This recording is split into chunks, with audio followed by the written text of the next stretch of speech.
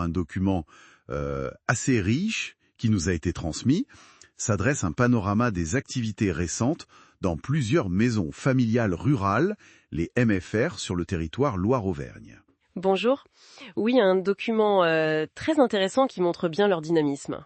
L'idée, c'est de voir un peu ce qui fait vibrer ces MFR, ce qui les rend si présentes sur le terrain. Exactement.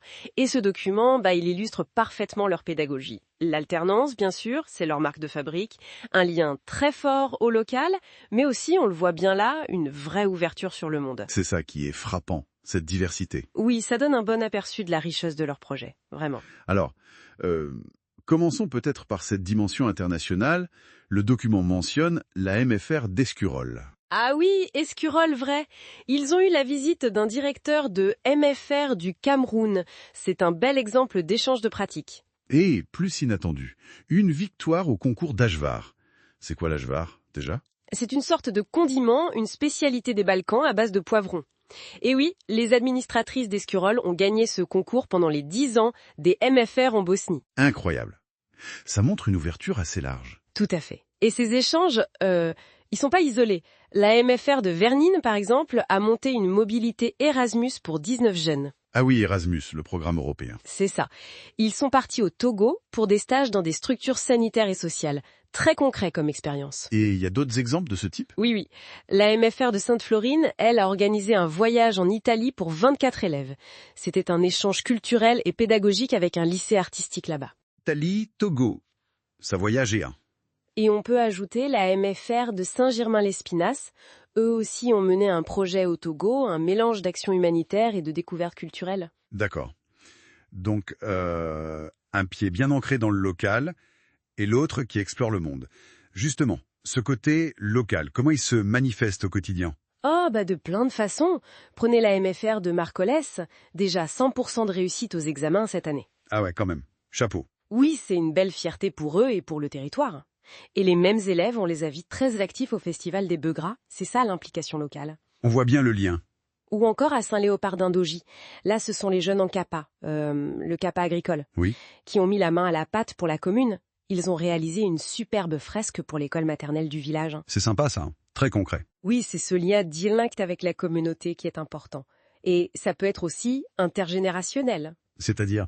À la MFR de Mauriac, par exemple, les jeunes ont décoré une vitrine pour Noël en ville, mais ils ont aussi animé des activités dans un foyer logement pour personnes âgées. Ah d'accord. Créer du lien entre générations. Exactement.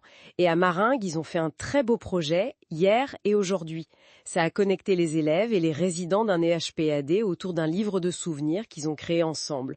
Vraiment touchant. C'est chouette comme initiative. Au-delà de ça, le document parle aussi de projets un peu hors normes, non? Comme cet équipage de la MFR de Limoise pour l'Europred. Ah oui, l'Europred.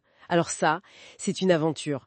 C'est un raid humanitaire à travers l'Europe en Peugeot 205. En 205. Oui. Mm. L'équipage de Limoise, leur but, c'est de traverser 20 pays pour apporter du matériel scolaire. C'est un projet énorme qui demande beaucoup d'organisation et d'engagement. On imagine. C'est une sacrée expérience humaine. Et dans un autre registre, mais tout aussi fort humainement, il y a l'histoire d'Ilan, un élève de 3e à la MFR de Marlès. Qu'est-ce qu'il a fait? Ilan, il avait un bégaiement. Et il a réussi à le surmonter pour participer au concours d'éloquence départementale.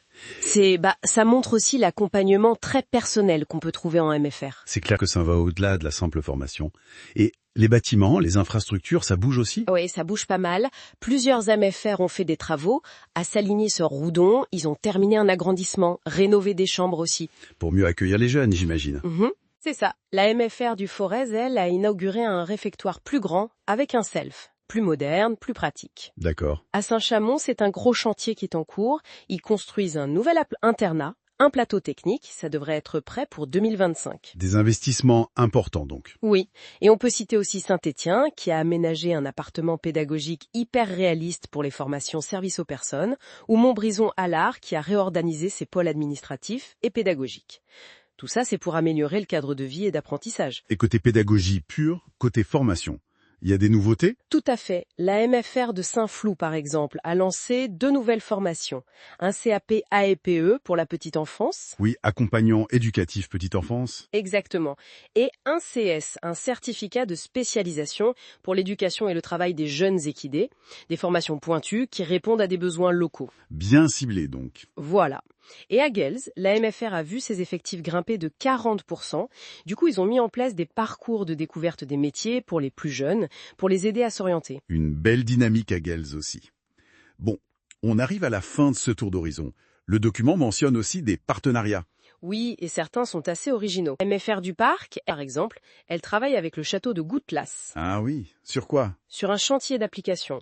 Les jeunes participent à la restauration ou la mise en valeur d'une sculpture monumentale là-bas. C'est une super façon d'apprendre en faisant sur un projet culturel concret. Excellent. Et puis la MFR de Vougui, elle, a mené un projet sur les ODD, les objectifs de développement durable de l'ONU. Ça a même conduit les jeunes jusqu'à Strasbourg pour un rassemblement européen Peace.